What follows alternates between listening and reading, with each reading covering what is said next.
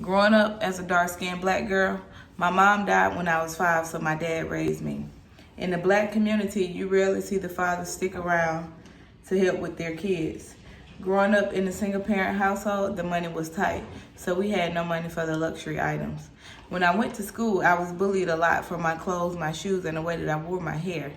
And as kids, and them not knowing that I had no one to do my hair, I was picked on like tremendously. And not just for that, even the color of my skin, because I was darker. We grew up Jehovah's Witnesses, so we had no holidays, no birthdays.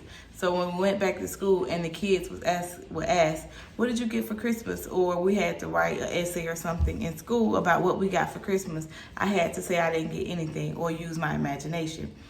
It was hard because as a Jehovah's Witness, they expect you to go door to door in different communities and help teach people about Jehovah.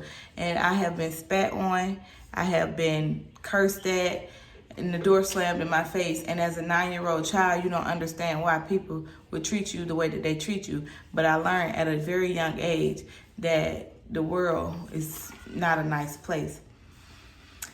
In my community, we grew up in the ghetto part of Atlanta, and it's called Pittsburgh. I don't call it the ghetto, I call it home. But I always knew that I never wanted to be a statistic or like the people that I seen on the streets. I knew I didn't want to use or abuse drugs, and I knew I didn't want to sell drugs or even my body. So I took a different path. I went to school and I graduated high school. I became a mother at 19, and I told myself that that would be the last child that I had out of wedlock. So I got married, and then I had 2 more kids. Now I am a Baptist like my husband because that's what he is, and I let him lead the house because the man is the head. And I stand very strong on my word because I was taught that as a child.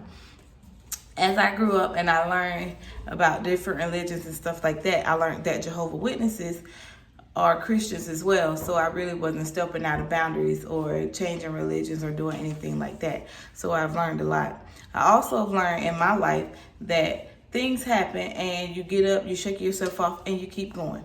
So thank you. That was a walk down memory lane of Jayla Neeks Rainwater Life.